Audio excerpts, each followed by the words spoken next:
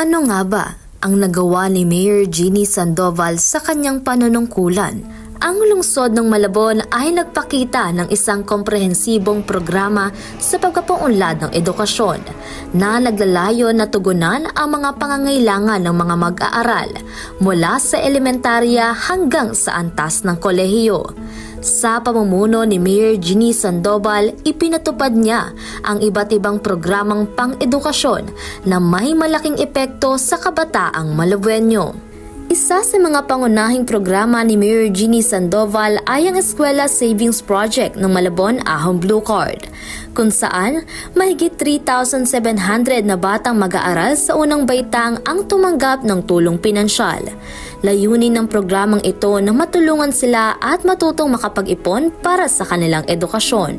Bilang isang nanay, malaking pong tulong para sa aming mga nanay kasi tumataas yung gastusin ngayon kaya kailangan po may pangdagdag na panggastos po. At malaking tulong po ito para sa amin kasi yung mga pangailangan ng mga bata nabibili namin gaya ng mga school supply nila, pagkain, minsan yung mga damit. Naging bahagi rin ng programa ni Mayor Jeannie ang pamamahagi ng mga bag at learning kits sa mga batang Malabueño.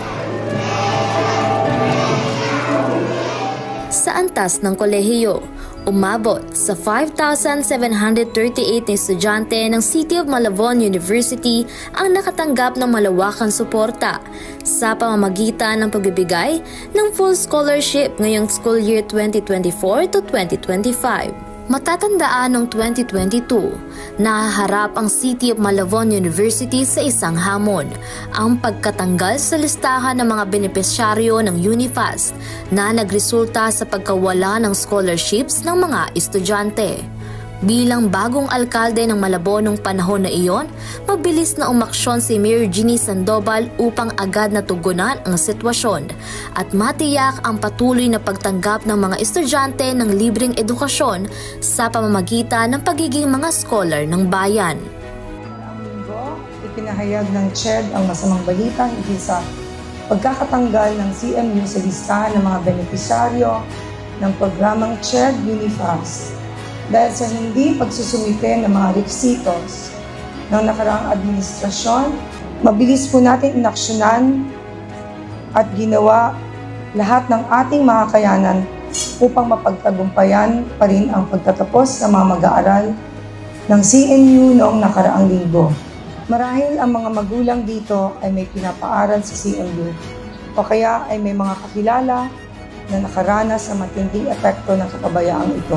Samantala, ang lokal na pamahalaan ay nagbigay ng scholarship at allowance sa 1,206 na estudyante ng City of Malabon Polytechnic Institute, kabilang ang 42 na nakapagtapos ng mga programang vocational gaya ng welding at dressmaking.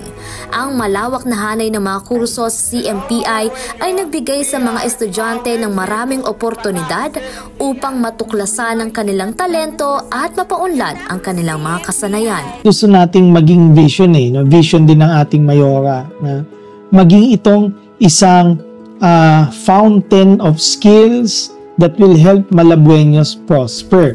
Bukod sa scholarship, ipinalawig ng lungsod ang programang tulad ng Special Program for Employment of Students na nagbigay ng oportunidad sa pagsasanay at trabaho sa mahigit 500 kabataang Malabueño para sa mas praktikal na karanasan at handa sa hinaharap na karera. Kinikilala ng lungsod ng Malabon ang kahalagahan ng paggabay sa mga estudyante sa pagpili ng kanilang propesyon.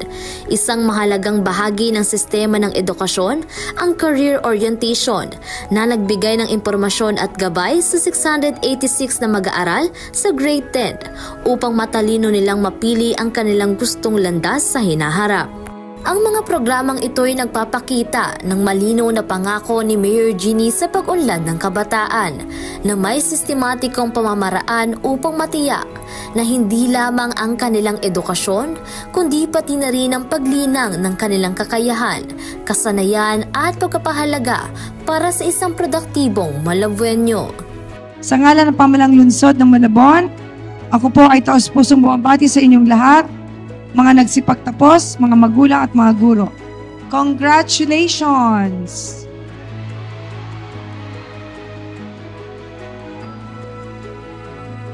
Ang graduation hindi lang pagtatapos, kundi pagsisimula ng panibagong yugto ng inyong buhay. Isa itong patunay na kaya niyong harapin ang anumang hamon. Basta may tiyaga, disiplina at determinasyon. Hindi man pare-pareho ang inyong mga kwento o karanasan, ang mahalaga ay pare-pareho kayong lumaban, nagsumikap, at ngayon nagtagumpay. Abangan kung ano pang pwedeng magawa ni Mayor Jeannie Sandoval para sa patuloy na pag-ahon ng Malabon.